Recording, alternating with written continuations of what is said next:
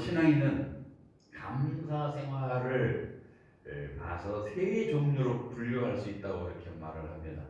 첫째는 아무리 좋은 일이 있어도 하나님께 감사할 줄 모르는 불신앙인이 있죠. 또 두 번째는 좋은 일이 있을 때만 감사하는 사람이 있습니다. 나쁜 일이 있으면 감사 안 해. 세 번째 사람은 좋은 일이 있든지 나쁜 일이 있든지 전천후 감사 사람입니다. 우리가 추구하는 사람은 세 번째 전천후 감사의 신앙인 그런 믿음을 가졌으면 좋겠습니다. 가장 깊은 은혜를 받은 사람은 괴로우나 즐거우나 성공하나 실패하나 일이 잘 풀리나 안 풀리나 부유하나 가난하나 언제든지 감사하는 사람들, 전천후 감사를 하는 사람. 성경에서는 우리가 갈라디아 때 데살로니가전서 5장 18절에 범사에 감사하라고 범사에 감사하는 거예요. 이 범사라는 말은 모든 일에 감사하는, 슬플 때도 괴로울 때도 근심 걱정 염려가 내게 닥쳐올 때도 문제가 생길 때도 일이 잘 안 풀려도 병이 걸려 있을 때도 또 좋은 일이 생겼을 때도 범사에 감사하라. 이것이 거기 뒤에 나중에 보니까 하나님의 뜻이니라. 너희를 향한 하나님의 뜻이니라. 하나님께서 가지고 있는 뜻 중에 명확하게 밝혀 있는 것, 범사에 감사하라. 너희를 향한 하나님의 뜻이니라 이렇게 표현하고 있습니다. 하나님이 원하시는 아주 좋은 일이라는 것이죠. 누군가 말을 했습니다. 감사는 내가 받은 것을 받았다고 말하는 것이다. 네, 그렇습니다. 감사는 내가 받은 것을 받았다고 입술로 시인하고 고백하는 것이 감사입니다. 여러분, 우리가 한 해 동안 이렇게 돌이켜볼 때 얼마나 많은 것들을 받았습니까? 때로는 손해를 보기도 했고요. 때로는 속상한 일도 있었고 눈물 흘린 적도 있고 때로는 산다는 것이 너무 힘들어서 그만둘까 이렇게 생각할 때도 있었습니다. 그럴 살만한 용기를 잃어버릴 때도 있었습니다. 그래도 지나고 나면 그래도 계산해보면 고난을 이긴 믿음도 있었고요. 썩어지지 않는 산 소망을 가지고 앞으로 나아갈 수 있었고요. 우리가 아침에 일어나서 인사할 가족이 있고 문안을 물어볼 이웃이 있었고 또 일할 수 있는 일터와 또 일할 수 있는 건강이 주어졌고 나아가 궁극적으로 우리를 향한 영생이 보장된 것만 생각해봐도 얼마나 우리가 감사하지 않을 수 있겠는가 하는 것이죠. 유대인들에게 탈무드에 보면요, 세상에서 가장 현명한 사람이 누구냐? 배우는 사람이다. 많이 배우는 사람. 그리고 세상에서 가장 강한 사람이 누구냐? 많이 알고 있는 사람이다. 그러면서 세상에서 가장 그러면 행복한 사람이 누구냐? 범사에 감사하며 사는 사람이다. 여러분 행복하기를 원하십니까? 감사하는 거예요. 탈무드에도 그렇게 나와 있습니다. 그렇지만 그 탈무드를 뛰어넘는 하나님의 말씀은 범사에 감사하라. 왜 우리에게 범사에 감사하라고 했을까요? 우리를 위한 하나님의 뜻입니다. 우리의 행복을 위해서 그렇게 말씀하신 것입니다. 그래서 이 세상에서 가장 행복한 사람은 오늘 감사하며 살아가는 거예요. 오늘 현재를 감사하며 살아가는 겁니다. 우리가 성경 누가복음 17장의 말씀을 읽었습니다. 오늘 본문은 예수님이 예루살렘에 올라가시는데 그 예루살렘에 올라가는 길을 일방통으로 갈 수 있는 길인데 굳이 사마리아와 갈릴리 접경 사이로 지나가고 계셨습니다. 그러다가 한 마을로 들어갔는데 나병 환자, 오늘날은 나병 환자라고 그러죠. 옛날에는 문두병자다 이렇게 말을 했습니다. 이 나병 환자 10명이 예수님을 향해서 소리를 지릅니다. 예수 선생이여, 우리를 불쌍히 여기소서. 그들이 왜 이렇게 예수님을 보고 소리를 질렀을까? 추측컨대 나름대로 예수님에 대한 소문을 들었을 것이라는 거죠. 예수님은 병자들도 고친다. 안진뱅이도 이렇게 세웠다. 눈 못 보는 소경도 보게 한다. 이런 소문들이 있었을 것이고, 그런 소문을 그들이 들어서 지금 예수님이 그 앞으로 진행한다는 그런 소식을 듣고 예수 선생님이 우리를 불쌍히 여기소서 이렇게 소리를 지르는 겁니다. 그들은 나 환자이기 때문에 사실 동네 안으로 들어가지 못합니다. 당시 사람들에게 이 나병은 하늘이 내린 천병이다. 하늘이 내린 병이다. 라고 그렇게 생각을 했습니다. 그래서 가족과 떨어져 살아야 했습니다. 사랑하는 사람과 떨어져 지내야 했습니다. 어디를 가도 반겨주지 아니하였습니다. 이 질병이기 때문에 이런 다른 병도 아니고 이 나병이라고 하는 사실 때문에 어느 누구도 반가워하지 않았습니다. 제가 예전에 한번 얘기한 적이 있죠. 어렸을 때 시골에서 살아가는 동네 여기에 문둥병자가 온다. 그러면 고춧가루를 들고 가서 뿌렸어요. 왜 그랬는지 모릅니다. 그 당시 그랬어요. 우리 동네에 이상한 사람이 온다. 문둥병자가 온다. 고춧가루를 가서 한 조각씩 집어가지고 어느 사람한테 뿌렸어요. 돌을 던졌어요. 제가 나중에 얘기했습니다. 얼마나 그게 나쁜 일이시죠, 사실. 그때는 동네만 오기만 해도 전염되고 큰 일이다. 그만큼 싫어하는 질병 아니겠습니까? 그런데 어느 날 예수라는 분이 모든 병자를 고친 자는 그 소식을 듣고 이 10명의 문둥병자가 함께 가보자고 지금 예수님 앞에 찾아온 것이죠. 소망을 가지고 우리도 나을 수 있을 것이다. 기대를 가지고 용기를 가지고 예수님을 찾았습니다. 그리고 예수님을 만났습니다.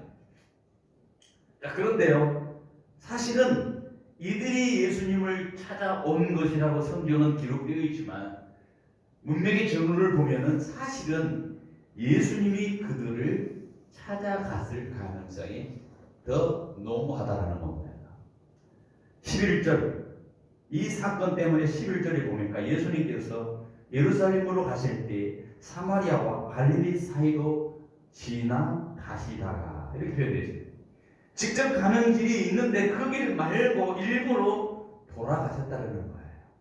이 10명의 나병 환자 때문에 이들을 고쳐주시기 위해서 예수님은 일부러 그들을 위한 사명을 가지고 예루살렘에 가는 길을 곧바로 안 가시고 돌아가셨다라고 하는 사실이죠. 이 10명의 나환자를 만나기 위하여 예수님이 먼저 가신 것이죠. 여기에 하나님의 은혜의 힘이 있습니다. 10명의 나환자가 찾아나가는 순간 예수님은 일부러 돌아서 찾아가셔 주시는 그런 분이었다라는 겁니다. 여러분, 우리가 예수님이 우리를 찾아와 주시지 않았다면 우리는 어쩌면 여기 있을 수 없는 사람들입니다. 우리에게 돌아와서 주님이 찾아와 주시지 않았다면 우리가 이 자리에, 이 영생의 자리에 앉아 있을 수 없는 자리였다는 겁니다.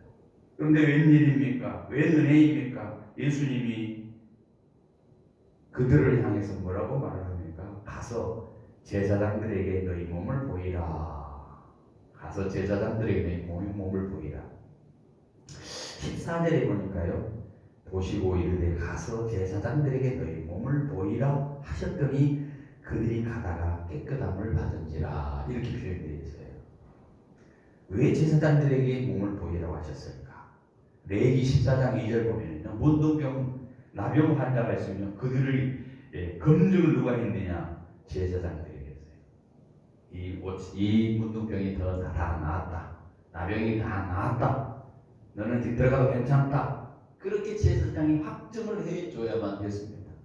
지금 그런 상황이죠. 예수님께서 제사장들에게 가서 너희 몸을 보이라 이렇게 말씀합니다.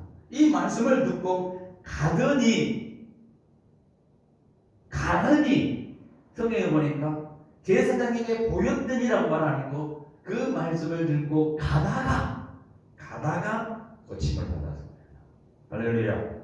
예수님 말씀대로 가서 제사장에 보이기도 전에 한 사람도 빠짐없이 10명 모두가 전부 다 고침을 받았다는 거예요. 그런데 문제는, 오늘 본문의 문제는, 그러나 한 명을 제외하고는 9은 그냥 고침을 받고 가버렸다. 이렇게 성경은 기록을 하고 있죠. 그래서 17절 하절에 보니까 예수님께서 9은 어디 있느냐 이렇게 묻고 있는 것을 보게 됩니다. 예수님께 마땅히 열이 다 와서 감사를 하고 고쳐줘서 감사합니다 표현을 해야 되는데 9은 안 보이고 한 사람만 와가지고 감사합니다 하니까 예수님께서 9은, 그 9은 어디 있느냐 이렇게 묻고 계시는 것이지요. 여러분, 작자 미상의 글이 있습니다. 그 9의 변명이라는 글이 있는데요. 그 9이 어떻게 변명했을까 추측을 하면서 여러분이 글을 쓴 겁니다. 한 사람은 의사와 제사장에게 가서 정밀 검사를 해야 되겠다 하고 갔을 것이다. 두 번째 사람은 혹 재발 가능성이 있을지 몰라, 그런 정도로 며칠 두고 봐야 되겠다 하고 갔다고 말하고요. 세 번째 사람은 내 병은 원래 문둥병이 아닌 좀 특이한 피부병 정도였다 라고 하면서 갔다는 것이죠. 네 번째 사람은 내 병은 나을 때가 돼서 나은 거지 하면서 자연현상이라고 생각을 하고 갔다는 겁니다. 또 한 사람은 병이 걸리기 전에 가졌던 그 밭과 그 재산이 지금 어떻게 되었을까 궁금해서 빨리 가게 됐다라고 하는 거고요. 또 한 사람은 병이 걸리기 전에 같이 있었던 식구들, 가정, 특별히 아내가 수술을 하고 있는가 궁금해서 가버렸고요. 또 한 사람은 그리스도께서 특별히 해준 것 없잖아, 그저 가서 보여줘라 말만 한 것뿐이지 라고 하면서 별로 예수님이 해준 것 없는데 하면서 갔다는 것이고요. 또 한 사람은 다른 유명한 납비들도 이런 것들은 다 가능했을 거다라고 생각을 하면서 가고요. 또 그 사람은 이 모습대로 갈 수 없잖아, 가서 목욕을 하고 새 옷을 입고 예물을 가지고 와서 예수님께 감사해야 되겠다 하고 갔을 것이다 라고 이유를 그렇게 9의 변명을 추론을 해서 기록을 했습니다. 여러분, 이게 9명의 변명거리가 아니었을까라고 하는 것이죠. 그래, 누구나 다 변명거리가 있을 수 있습니다. 근데 제가 이 성경을 읽으면서, 여러분도 읽으면서 무엇을 이렇게 느껴보십니까? 참 야속하다. 참 야속하다. 15절 16절에 보니까요, 그 중에 사마리아 사람 한 사람이 자기 병 나은 것에 대해서, 자기의 병 나은 것, 이 헬라어로는 이 아오마이라고 표현합니다. 회복된 것, 치료된 것을 보고 큰 소리로 하나님께 영광을 돌리며 돌아와 예수께 돌아와 엎드려 주님께 감사했다 이렇게 기록하고 있습니다. 엎드려 주님께 감사, 유카리스톤, 감사했다, 살해했다는, 엎드렸다는 말은 상대에 대해서 극도의 존칭이에요. 얼마나 큰 은혜를 받았는지 그 앞에 탁 엎드려서 너무너무 감사합니다 이런 표현을 했다는 거예요. 근데 성경에서 보니까는요, 이 사람을 가리켜서 그는 사마리아인이라 이렇게 꼭 집어서 설명을 해주고 있어요. 왜냐하면 나머지 사람들은 다 유대인이었다는 거야. 10명 중에 9은 유대인, 한 사람만 사마리아인이었대요. 유대인들은 다 하나님의 은혜를 받았음에도 불구하고 거기에 감사치 아니한 패역한 인생들이었고, 동시에 이방인, 이 사람만 하나님께 감사하고 하나님께 예수님께 나옴으로 결국 유대인에 앞서 구원에 참여한 사람이 되었다라고 하는 것을 암시적으로 사마리아인만 와서 감사했다, 이렇게 표현을 하고 있는 것입니다. 여러분, 문제는 왜 다른 사람들은 다 갔는데 왜 한 사람만 주님께 와서 감사했느냐?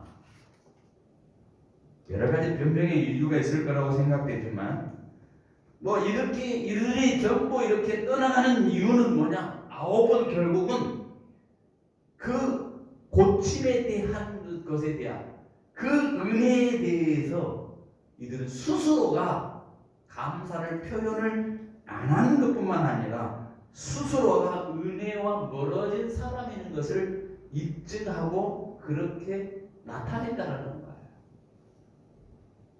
이에 비해 이 사마리아 이 사람은 19절에 보니까 일어나 그에게 이르되 일어나 가라, 내 믿음이 너를 구원하였느니라 라고 하는 예수님의 그 메시지를 들은 것을 보면, 구원을 받았다고 하는 그 선언을 보면, 성경에서 뭐 12의 혈루증을 앓은 여인이 고침을 받을 때 내 믿음으로 너를 구원하였다, 소경 바디메오에게도 말했습니다. 내 믿음이 너를 구원하였다, 이런 엄청난 그런 메시지를 받았는데, 오늘 본문에도 이 사마리아 사람에게만, 여인에게만 내가 내 믿음이 너를 구원하였느니라 라고 하는 이 선언을 받는 것을 보면, 우리가 여기서 추측한 건데 9명의 사람은 육체적인 병은 나음은 받았지만 그냥 구원과 상관없는 사람이었고, 이 한 사람은 육체적인 구원뿐만 아니라 영원까지 구원받는 사람이 되었다는 것을 우리가 추측해 볼 수 있다는 것입니다. 예수 믿으면서 신앙생활하면서 누구든지 이런저런 모양으로 질병을 낳은 사람들이 많이 있습니다. 그리고 간증하는 사람들이 많이 있습니다. 그러나 그 육체적인 질병이 나왔다 해서 꼭 그가 구원에 이르렀다고 볼 수는 없다는 거죠. 얼마든지 육체적인 질병은 나았어도 거기에 대해서 하나님의 은혜를 모르고 망각하는 사람이 있을 수 있고, 구원과 상관이 없는 사람이 있을 수 있다라고 하는 것을 우리가 이 성경에서 추론할 수가 있는 겁니다. 여러분, 육체적인 구원뿐만 아니라 영혼의 구원을 받는 것이 큰 복인 줄 믿으시기 바랍니다. 우리가 신앙생활하는데 구원의 은혜를 모르면 감사가 나올 수가 없습니다. 구원의 은혜를 모르면 불평할 수밖에 없습니다. 은혜를 모르면 감사는 있을 수가 없는 겁니다. 여러분, 오늘 이 9명의 모습이 혹시 내 모습은 아닌가? 내 삶의 모습은 아닌가? 우리가 육체적으로 잘 되고 여러 가지 면에서 경제적으로 잘 되고 모든 일이 잘 되지만은 내 속에 진정으로 주님을 향한 감사가 있는가? 하나님께서 베푸신 그 은혜에 대한 깊은 감사가 있는가? 한번 돌아볼 필요가 있다는 겁니다. 우리가 돌아보면 내가 잘나서 예수 믿는 것 아닙니다. 내가 잘나서 부르심을 받은 것이 아닙니다. 다 돌아보면 하나님의 은혜였다는 거예요. 은혜가 아니면 나의 나됨이 있을 수가 없습니다. 루터가 그랬다고 말합니다. 빨래를 짜봐라, 물이 나올 것이다. 성령을 짜봐라, 피가 나올 것이다. 구약을 짜봐라, 제본의 피가 나올 것이다. 신약을 짜봐라, 예수님의 피가 나올 것이다. 예수님의 피 희생, 그 희생을 아는 사람이 구원에 이르는 겁니다. 좀 이따 우리가 성찬 예식을 합니다. 예수님의 보혈을 상징하는 성찬식을 합니다. 예수님이 내 대신 피 흘려 죽으신 그 대적의 희생을 기념을 하면서 우리 성찬식을 합니다.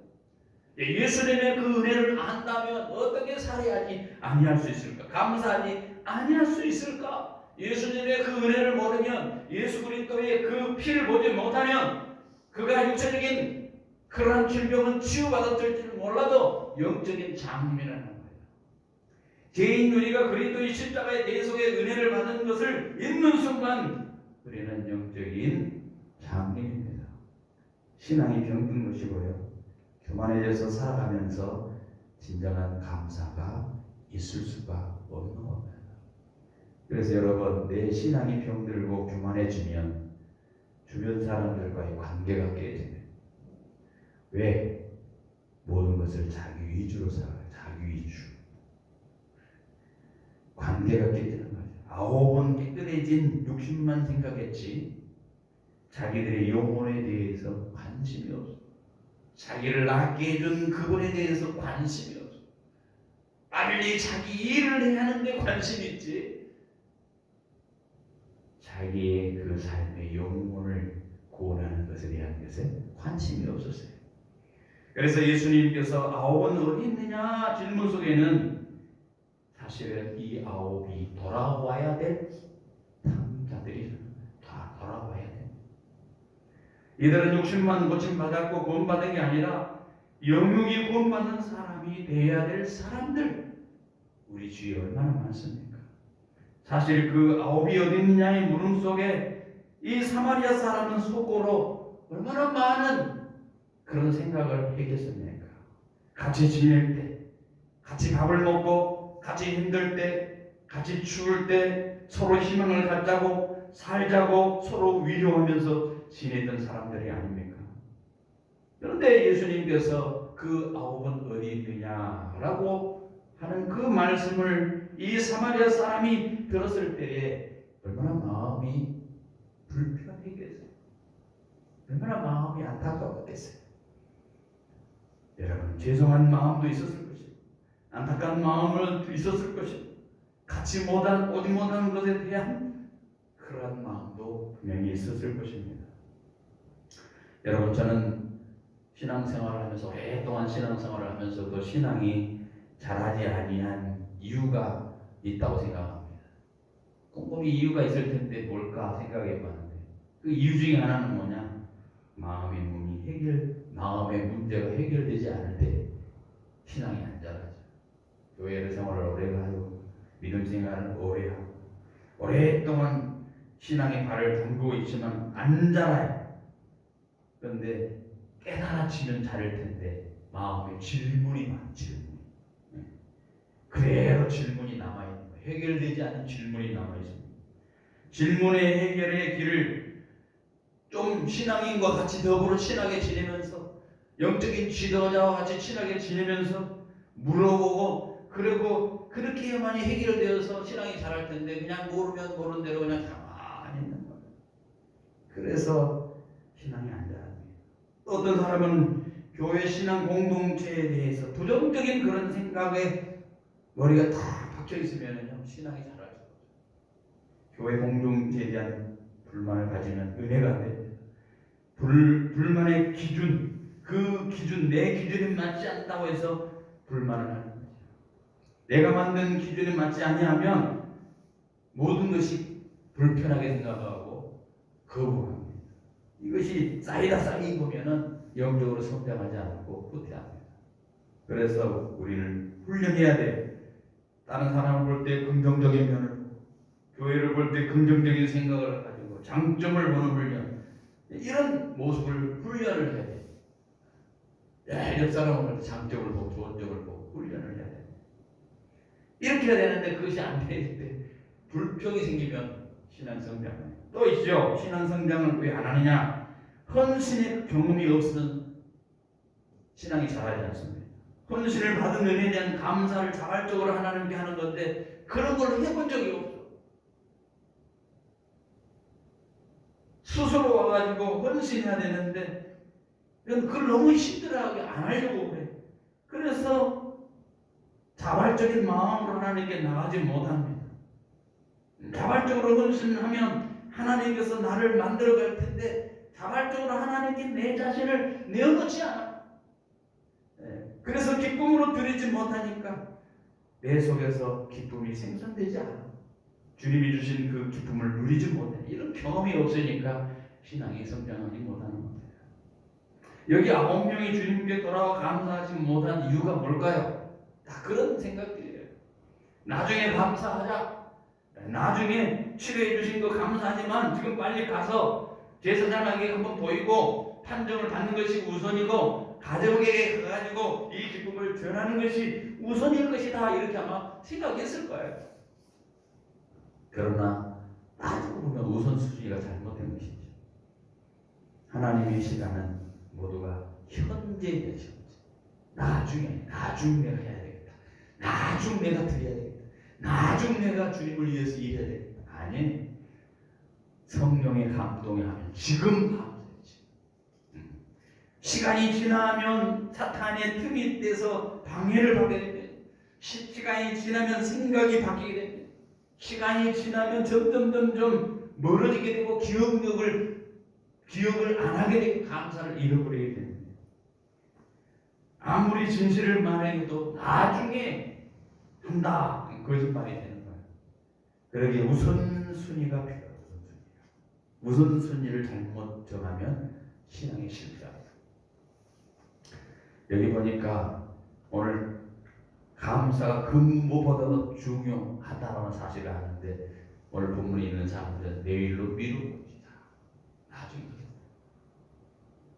9명 중에 상당수는 아마 이렇게 말했을 거예요. 뭘 감사하죠 나도. 왜 감사 마음이 없겠습니까?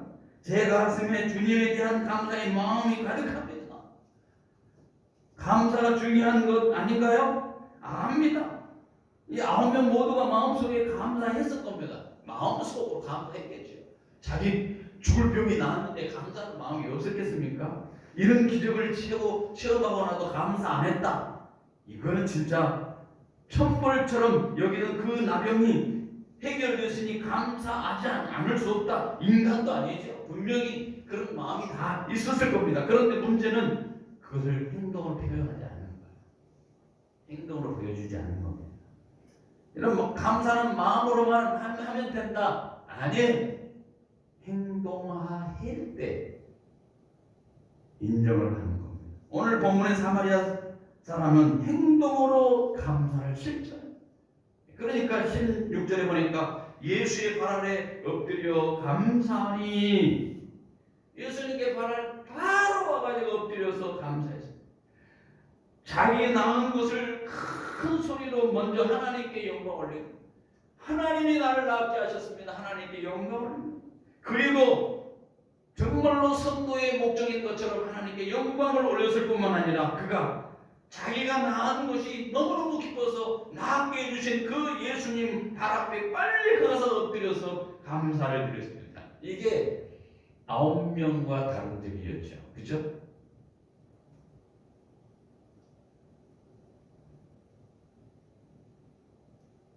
그래서 성도 여러분, 감사는 타이밍을 놓치면 안 돼요. 이 타이밍이 중요해요. 모든 건 일의 타이밍이잖아요. 감사도 마찬가지입니다. 왜 감사를 때를 놓치면 안 되는가? 아주 중요한 이유가 있습니다. 감사의 때를 놓치면 은혜를 망각해요. 은혜를 잃어버립니다. 감사의 시간이 지나가게 되면 다 잃어버립니다.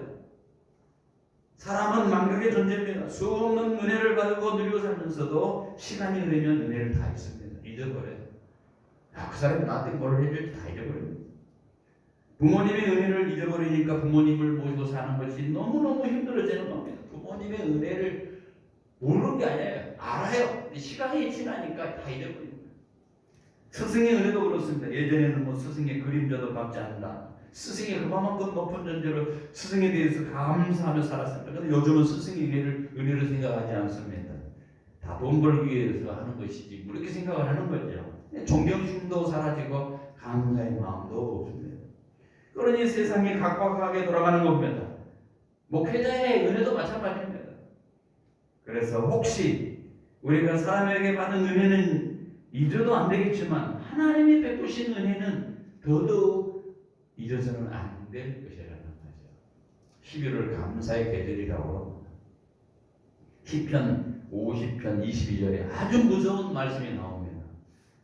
하나님을 잊어버린 너희여, 자, 하나님을 잊어버린 너희여, 이제 이를 생각하라. 그렇지 아니하면 내가 너희를 찢으리니 건질 자가 없으리라. 아주 무서운 말씀이에요. 그러면서 22절 23절에 감사로 제사를 드리는 자가 나를 영화롭게 하리니 그의 행위를 옳게 하는 자에게 내가 하나님의 구원을 보이리라. 감사와 구원과 연관시켜야 돼요. 감사하지 못하고 잊어버린 것에 대해서 아주 무섭게 내가 찢어버리겠다. 어마어마한 말씀이죠. 하나님을 잊어버리면 찢어버리신다. 그러나 감사로 제사를 드리는 자는 하나님을 영원하게 하고 구원을 보이신다며, 그러기에 감사의 때를 놓치면 안 되는 거죠. 감사의 때를 놓치면 하나님께 영광을 돌리는 기회를 잃게 됩니다. 감사는 단순히 감사로 끝나는 게 아니죠. 하나님께 영광을 돌리는 기회를 놓치는 그런 일을 범하게 되죠. 여기 17절 18절에 보니까 아홉은 어디 있느냐? 이 이방인 외에는 하나님께 영광을 돌리러 온 자가 없느냐? 이렇게 말했어요. 감사를 안 해야 돼서 영광을 돌려야 되는데 그렇지 못하니까 하나님께 영광을 돌리러 온 자가 너밖에 없냐? 이렇게 묻고 있는 겁니다. 여러분, 은혜를 필요로 하는 사람은 모든 사람이죠. 근데 은혜를 아는 사람은 한 사람뿐이었어요. 이 은혜를 알 때에 하나님께 영광을 돌리는 겁니다. 우리가 감사를 드리는 것은 단순히 감사가 아니고 하나님께 영광을 돌리는 겁니다. 우리가 하루도 수없이 많은 사건들을 경험합니다. 얼마나 많은 복잡한 일에 우리가 살아가고 있습니다.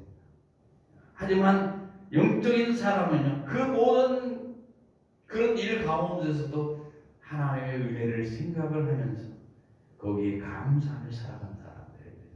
믿음은 하나님의 은혜를 깨닫게 해주고요, 감사는 하나님께 영광을 돌리게 한다라는 사실이죠. 그래서 감사보다 다른 것이 더 중요하게 여겨지면요, 감사의 때를 놓칩니다. 감사보다 더 중요한 거 없습니다. 그러니 주님은 지금 아홉을 찾고 있는 겁니다. 아홉은 어디 있느냐? 결국 그들에게 나중에 기회는 없었습니다. 그들이 다시 와가지고 예수님께 감사했다. 또 예수님 너무너무 감사합니다. 그때는 내가 막 지났는데요, 돌아보니까 감사했습니다. 이렇게 했다고 하는 기록은 없습니다. 그들은 은혜를 잊고 이제 구원의 필요성을 느끼지 못하고 인생을 살아가는 것이죠. 이게 바로 뭐냐? 유대인들의 모습이었다는 거죠. 여러분이 이 땅에서 행복하기를 원하십니까? 철학자 아리스토텔레스는 그렇게 행복은 감사하는 사람의 것이다. 또 그런 말하기를 많은 것을 가졌어도 감사하지 않은 사람에게는 진정한 행복이 없다. 성경에서 데살로니가전서 5장 18절에서도 그래서 예수님께서 우리를 향한 뜻이 뭐냐? 감사다, 감사. 불평보다 감사는 신앙으로 인생을 바꿔라. 감사다, 감사. 요즘 제가 다니엘 기도의 그 영상들을 쭉 이렇게 보면서 우리가 이렇게 기도를 하면서 이렇게 보는 건데, 거기 보면 열이면 열 전부 나와서 자기의 생을 살아가면서 간증하면서 무슨 표현을 하느냐? 감사다. 내가 이렇게 고통을 당하는 것을 감사합니다. 내가 이렇게 시련을 당한 것을 감사합니다. 내가 이렇게 어려운 환경에 놓인 것에 대해서 감사합니다.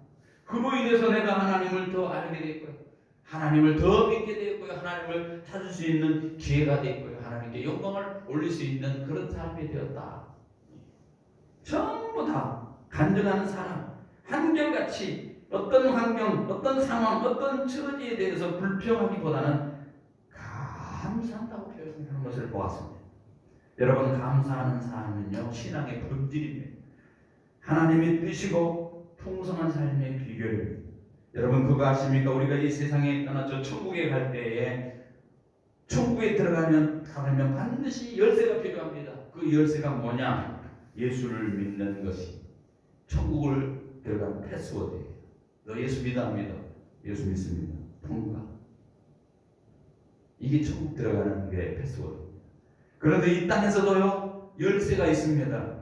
천국의 열쇠는 천국에서 사용될 수 있는 열쇠지만 이 땅에서도 분명히 천국의 비밀을, 천국의 그 놀라운 은혜를 누릴 수 있는 패스워드, 열쇠가 있습니다. 그게 뭐냐? 감사, 찬송입니다. 성경을 한번 볼까요?